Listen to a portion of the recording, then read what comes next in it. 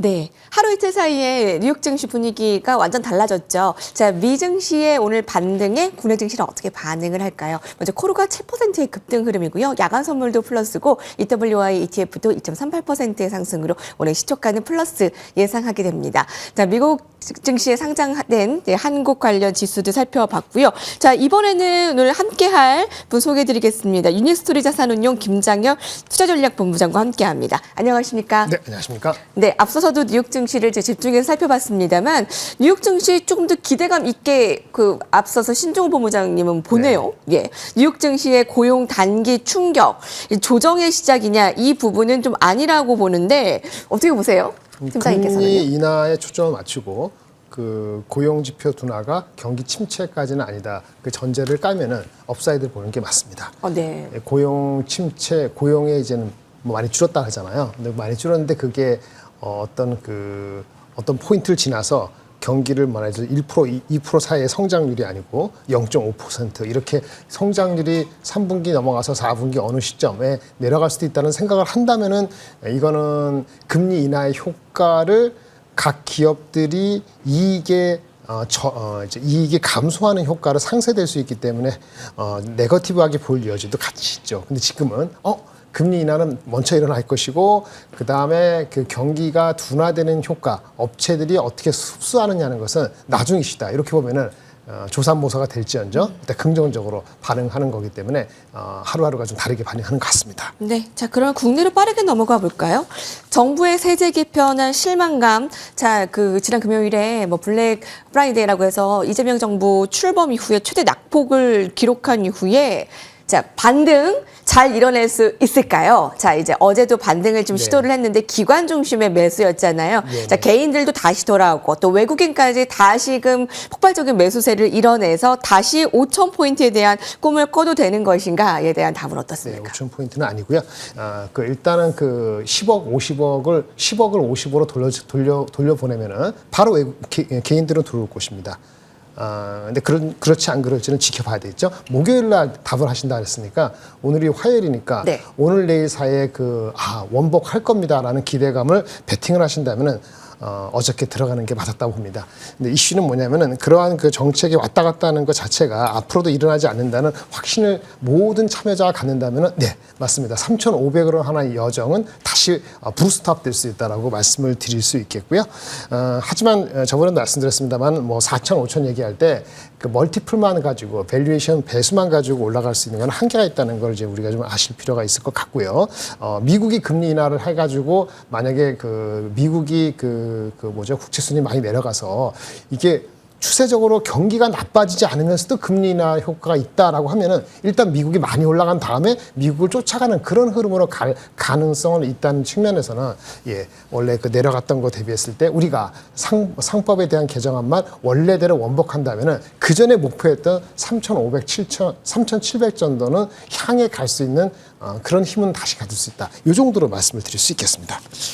목요일에 답이 나올 텐데요. 그것에 대한 회복을 가정한다면 어제 들어가는 게 맞았다. 그렇죠. 이게. 자, 그럼 3,500포인트의 이제 회복을 바라보고 조금 더 어느 쪽에 집중하는 것이 맞는가 좀 한국 시장에서도 알아보도록 하겠습니다. 국가대표 AI, KAI 프로젝트를 이끌어갈 5개 정예팀이 선발됐습니다. 독수리 오영재가 네네. 한국의 AI 시장에서 어떻게 성과를 낼지 정말 궁금한데요. 앞서서도 미국 증시에서 기술주 중심의 매수세가 이끌었잖아요. 네네네. 관련해서 힌트를 얻어볼 수 있을까요? 미국의 기술자가 올라가는 거 금리 인하가 내려가니까 그거에 대한 파지티브가 있다고 보실 수 있는데 그게 전부는 아니라 봅니다. 어제 보시면은 어제 많이 빠지고 오늘 올라가는 정도가 모든 업체가 골고루 올라가는 게 아니에요.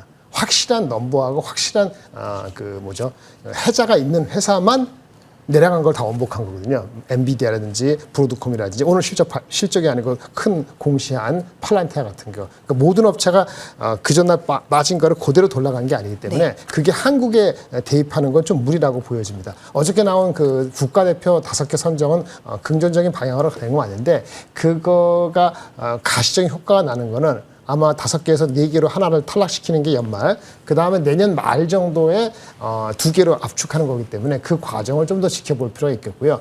정책의 방향성을 분명히 한 측면에서는 큰 도움이 될 수 있지만은 주가적인 측면 방어하는 건 어저께나 하루 이틀 정도로 일단은 그 정도로 만족하시는 게 좋지 않겠나 싶습니다. 네.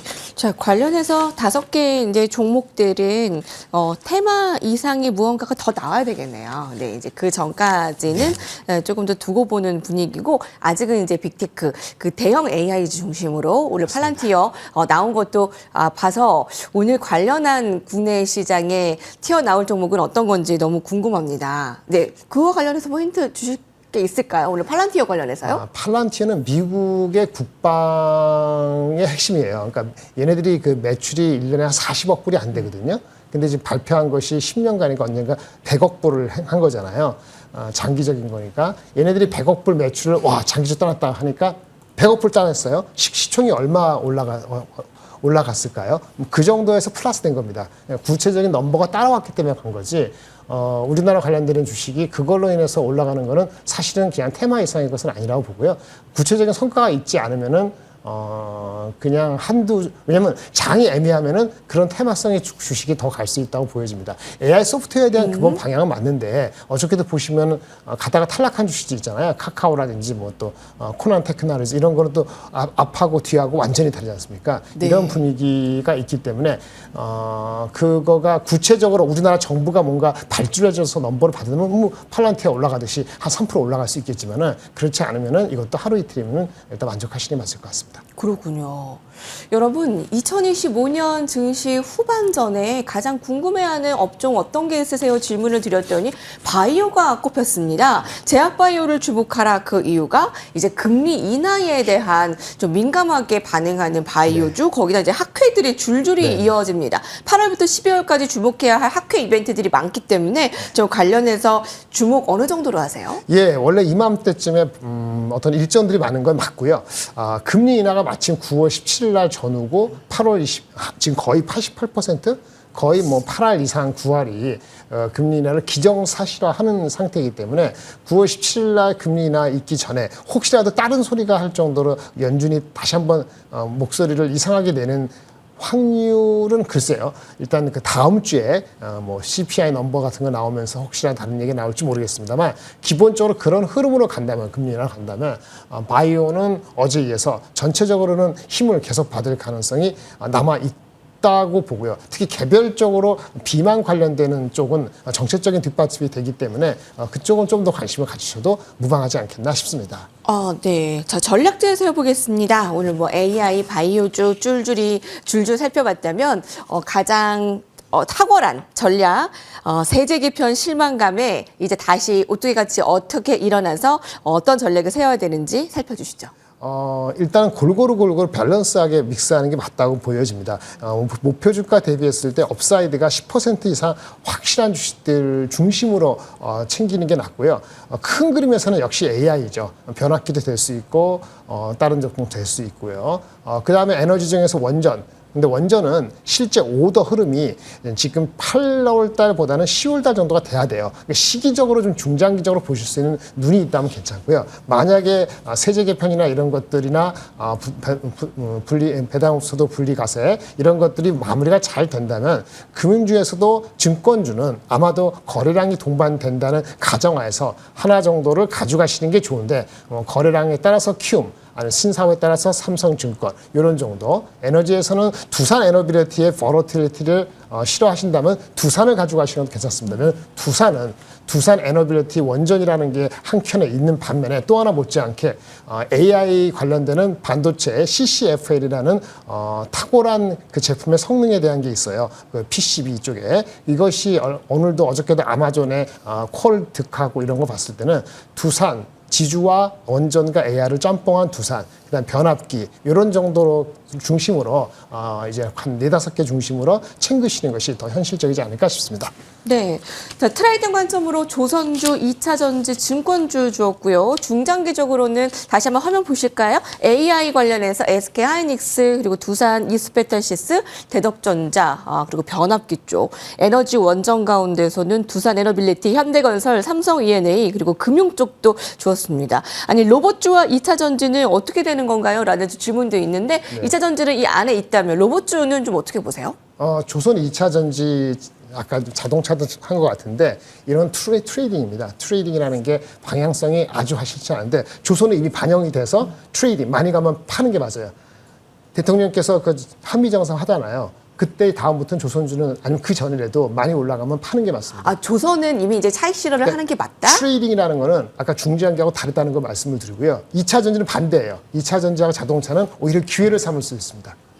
그렇게 보시고요. 아까 로봇이 말씀하셨죠. 네. 로봇은 대한민국 로봇이 의미 있게 올라가는 것은 올해는 아니라고 보여지기 때문에 이거 역시 너무 흥분하실 필요는 없다라고 저는 보이고요. 2차 전지 특히 자동차 우리나라가 일본 대비했을 때 마켓쉐어를 미국에서 더 가져갈 수 있을 수도 있어요. 왜냐하면 미국의 공장의 그 가동 그 캐파가 더 넓기 때문에 그래서 역발상으로 자동차하고 2차 전지는 트레이딩 업 될 수 있고요. 조선은 트레이딩 다운 될 수도 있고 그 로봇은 좀 중장기인데 올해보다는 연말 좀 시간을 두고 보시는 게 좋지 않겠나 싶습니다. 예. 네, 지금까지 유니스토리 자산운용 김장열 투자전략본부장께서 함께해 주셨습니다. 감사합니다. 네, 감사합니다. 네, 미국 증시의 급등 속에 오늘 한국 지수 관련해서도 상승했으니 오늘 한국에서 어제 반등 오늘까지도 더 이어지기를 바라고요. 세제 개편안과 관련해서는 좀 더 지켜봐 보시죠. 뭐 이제 국민 지원금 주고 다시 뺏는 것 같은 이 느낌에 좀 실망스러우셨을 텐데 오늘도 머니투데이 방송과 함께 좋은 전략 세우시기 바라겠습니다. 여기서 인사드립니다. 감사합니다.